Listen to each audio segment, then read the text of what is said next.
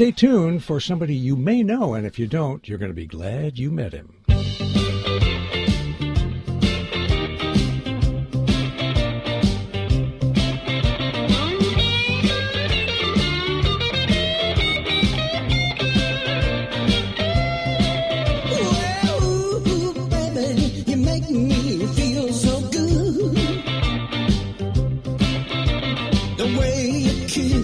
You really turn me on.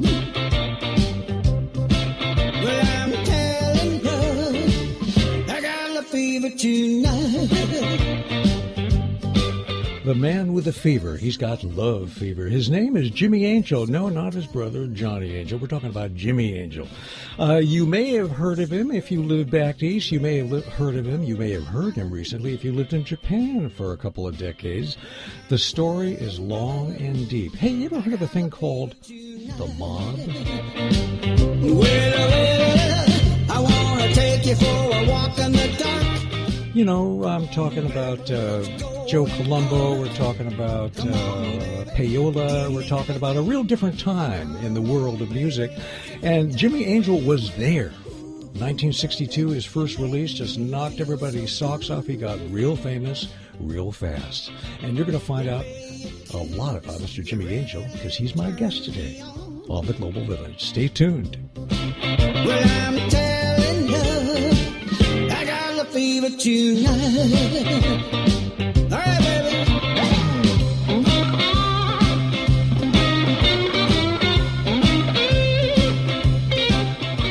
This is brand new music, by the way. It's Jimmy, but he's backed up by the Jason Gutierrez trio, the Jason Gutierrez 3. That's that burning lead guitar. And Jason is with us too, and so is Jimmy. Jimmy, welcome to KPFK. Hey, thank you so much, sir. Such a pleasure to have you. No, this here. is great. Thank you for having me. Yeah, absolutely. I got so many questions to ask you. I guess I should just shut up and read the book called Becoming Jimmy Angel, Teen Idol, because that's part of this new release called Jimmy Angel Love Fever. Jason, when did you first meet Jimmy? How did this all happen?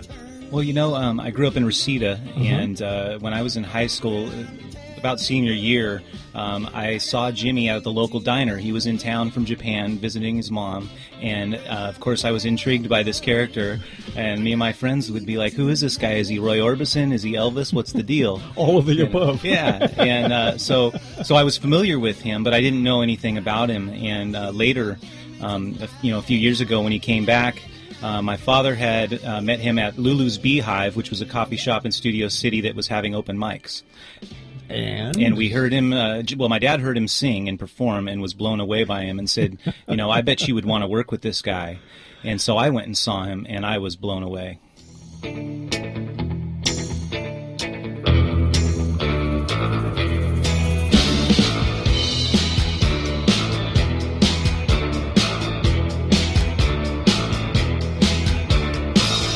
Every day from 9 to 5, she's a superstar behind the bar. The way she moves, she's so alive, like a Black Panther in disguise, dressed in. So, Jimmy, you started your professional life as a baseball player. Yes, sir. I was signed out of Humes High School, 1953. What was your position? Shortstop. Dang. So, and what happened?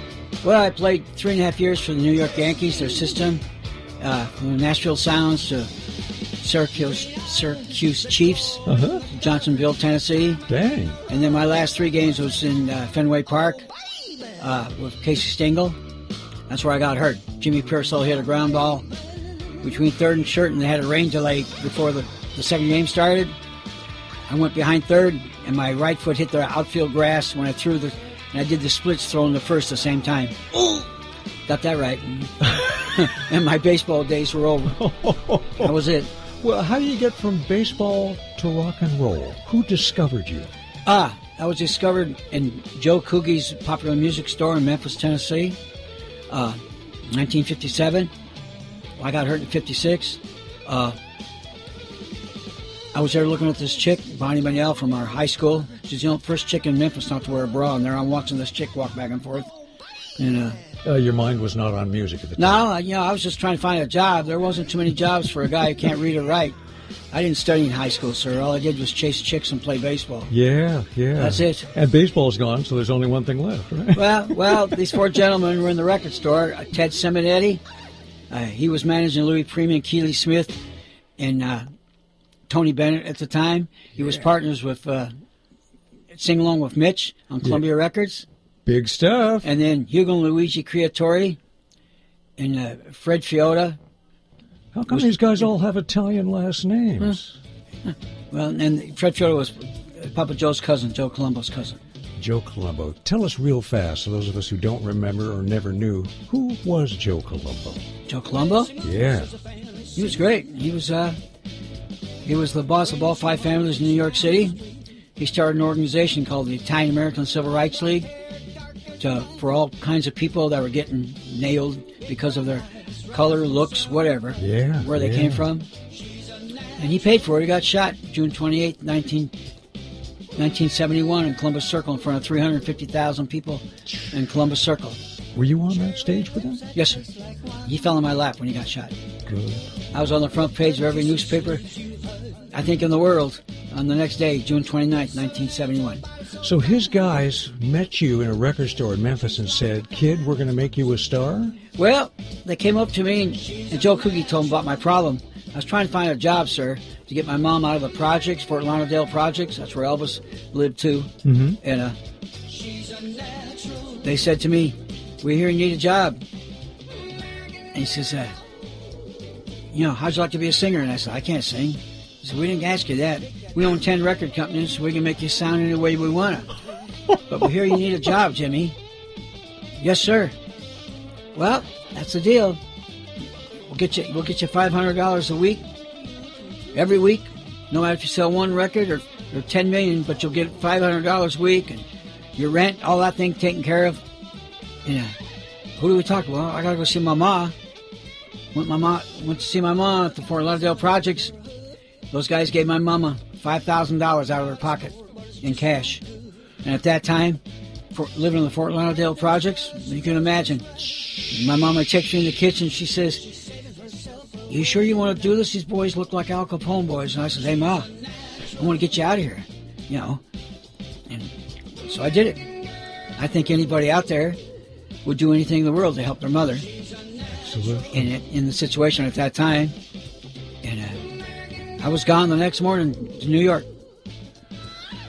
Wow. Mr. Jimmy Angel, my special guest today, and he sings about what he knows. If I had one wish, it would be this: to turn back the years to moments like this.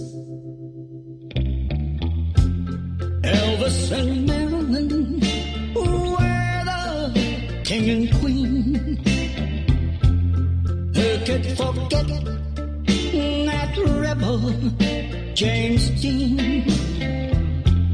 Oh, how I wish we could turn back the years to moments like this. So, Jimmy, what was your first recording that got released? My first record? Way back when, yeah. Was that 62? Well, it was Teenager in Love. Papa Joe owned Laurie Records, and then Dion did it, and I did it, and we both got gold records out of it. Dang. Yeah.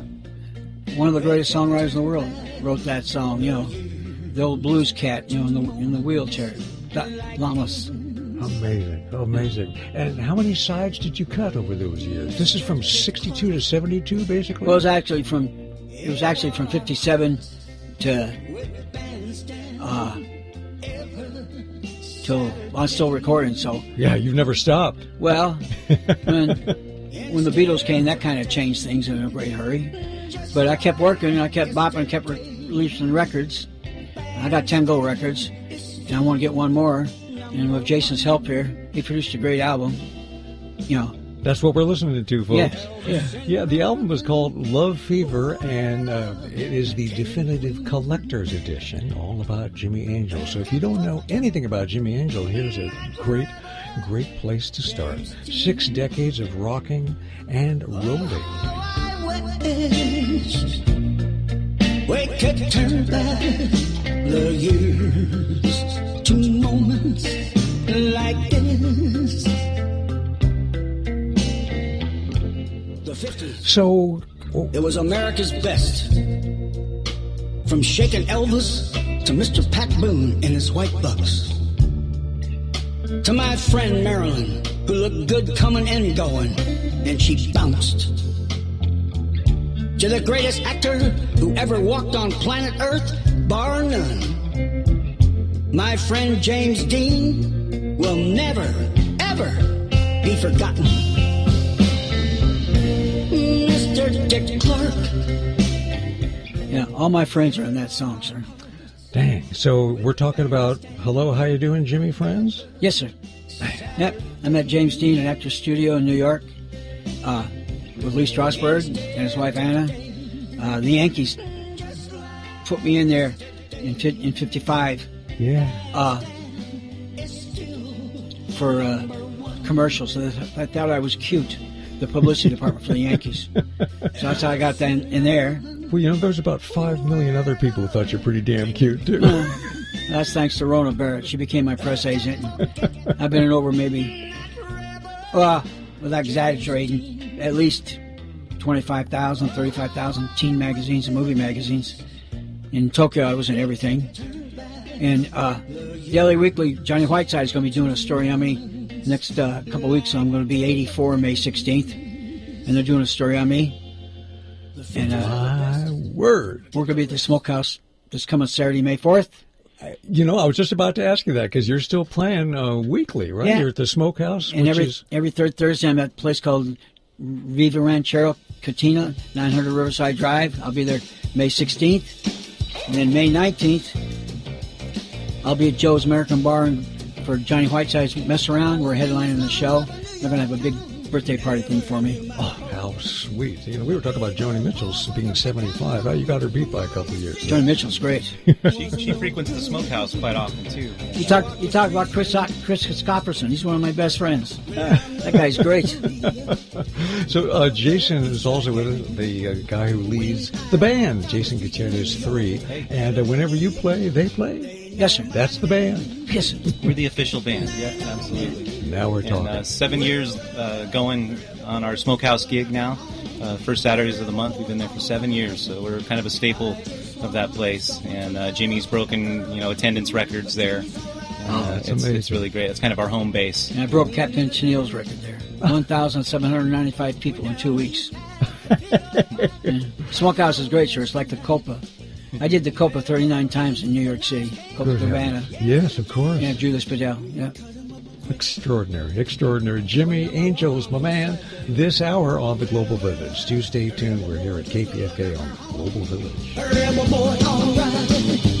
I just want someone to love, a girl who treats me alright. Meet a baby, yeah, chick. So, Jimmy, you're talking about Tokyo. Tell me, how did you get to Japan? Well, when my father got shot, they started the biggest mob war in New York history, the Gallows Against the Columbos. And they tried to whack me 4 times. And the last time they put a shotgun to my neck and pulled the trigger outside the Peppermint Lounge. They missed? And the gun jammed. And they shot me in the face and said, "Next time, kid."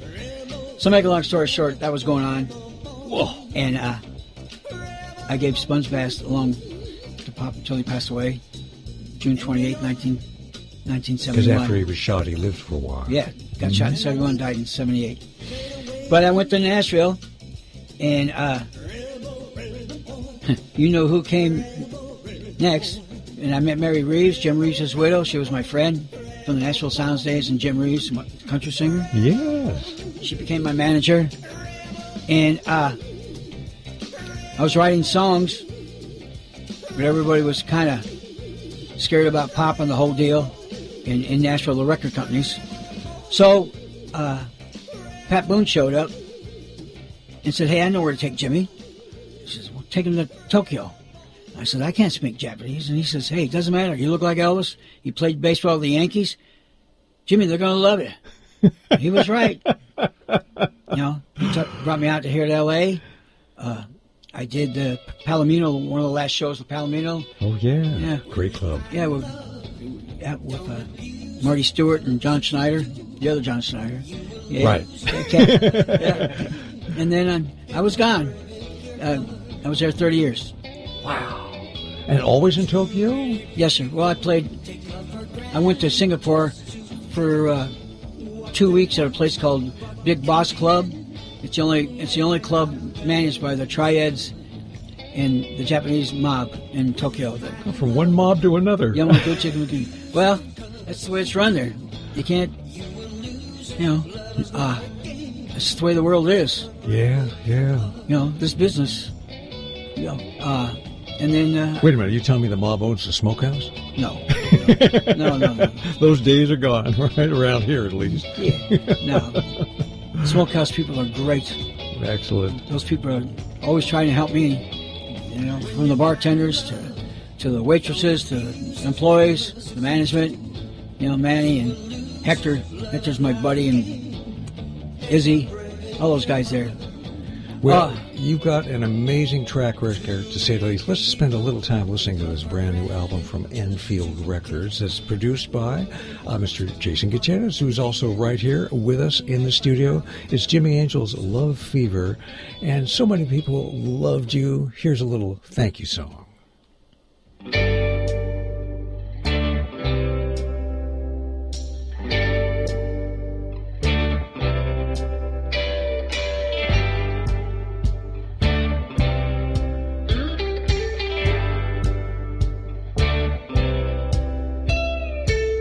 I used to be such a loser, never had much of future until you came into my life. Disco queens and ladies of the night, they were my world, day and night. Love to me meant one-night stands, a chance to score and play at romance, but no more, not since you. Thank you for loving me. That's Mr. Jimmy Angel. Jimmy, there's so many people love you. So many people have said, who have run into you, whatever happened to Jimmy Angel? And now we know. Here you are. Yes. He came to get America back. I made it to 84. I'd like to thank Dana McElwain in the Pat Boone office for having faith in me and sticking with me and getting this done. Yeah, we really need to give a shout out to Dana and, of course, to Marty Townsend here, who's Jimmy's person and who's really kept him together and helped him. He's had some health, issues, and he's all on the mend now. At 84, you've had health issues? Yeah. I just got a certificate from St. Joseph Hospital I survived 10 operations last year. Yeah, along with Marty's help. Marty Townsend's help. Recovery story here, and which couldn't have happened without Marty's help. And wow. And of course, we want to give a shout out to our other band members. We've got my father, Sal Gutierrez, who's our bass player. And Mr. John Biggs, who's been my friend for over 20 years, is the drummer. Mm-hmm. That's the band. The album, by the way, is going to be a premium, folks. This is something that you're going to be able to get just by calling 818-985-5735 in just a moment. But just to say, hey, there's this great album, that doesn't do it. We wanted to talk to the man himself. Also, Dan Brennan helped. He used to be the vice president of Atlantic Records with Bobby Darin, Wilson Pickett, Dan and Aretha Dana Franklin. wrote the book. Yeah. So they did so much research. This is the most exhaustive, collection of Jimmy's story that's ever been assembled. So. Yeah, we've got to say that this is not just a CD. It's thick as a brick, and there's a 66-page booklet with pictures of Jimmy then, in between, and Jimmy now, too. It's called Love Fever. If they want to see a great video of Elvis of Maryland, Bill Boyd from Dick Clark Old School Productions. Yeah. And Dick's widow, Kari, put this thing together. And you can see it on my website, jimmyangel.net. Glad you mentioned that was my last question. Is there a website? How could there not be, right? Yeah. You're a 21st century rock and roller now. You got to have a website. Mr. Jimmy Angel, such a pleasure to meet you. Let's go out with probably the best title I've read in years. Bad girls do it for fun, but good girls do it for love. Yes, sir. Mr. Jimmy Angel and the Jason Gutierrez 3. Rock on.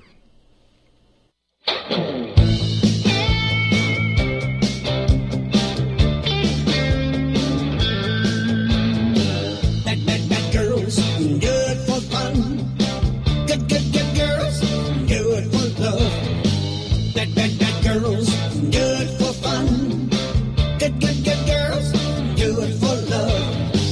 What kind of girl? What kind of girl? What kind of girl are you? What kind of girl? What kind of girl? What kind of girl are you?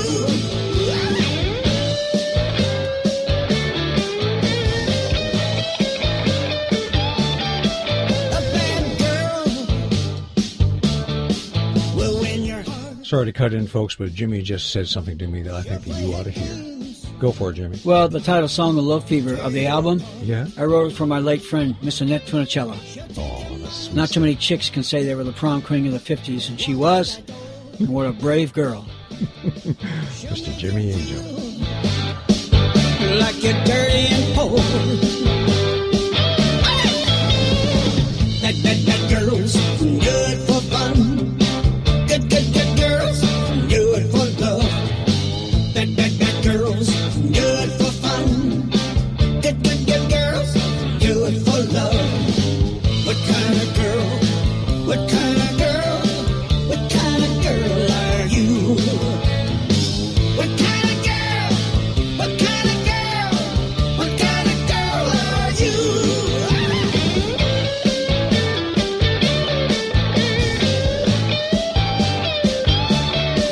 A good girl will always be true.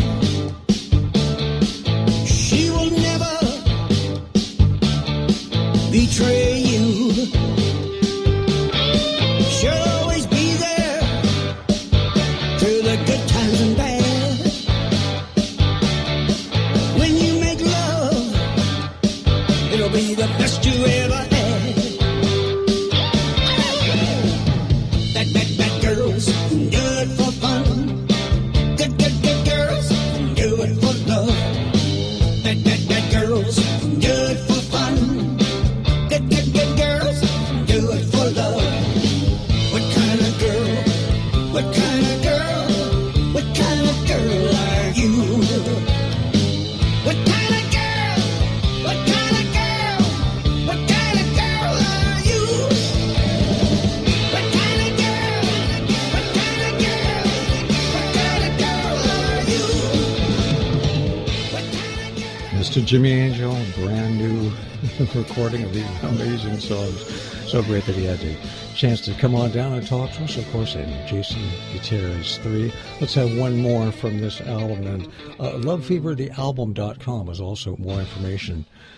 Just a lot of fun, don't you think? A lot of great energy. Mr. Jimmy Angel, who knew, right here in L.A.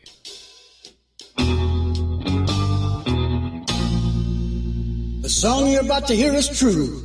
Only the names have been changed to protect the poor house cats who said I do. Well, I got the house cat blues ever since I said I do. I got the house cat blues ever since I said I do. I'm the mouse of the house ever since I said I do. When I want some loving, she says no, not tonight. When I want some loving, she says no, not tonight. We already did it on the wedding night. I got the house cat blues ever since I said I do. I got the house cat blues ever since I said I do. I'm the mouse of the house ever since I said I do. All right.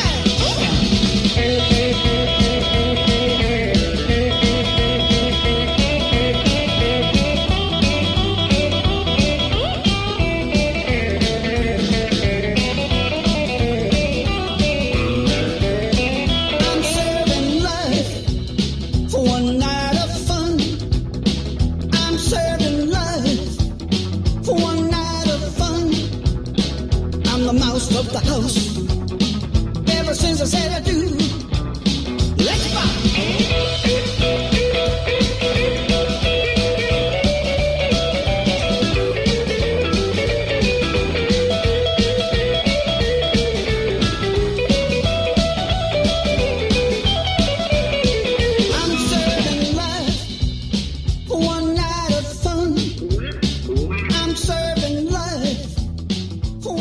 People are talking about the Global Village. A midday musical trip around the globe. A vacation through audio. It's movement music. A musical adventure, if you will. The Global Village. Mr. Preacher Man.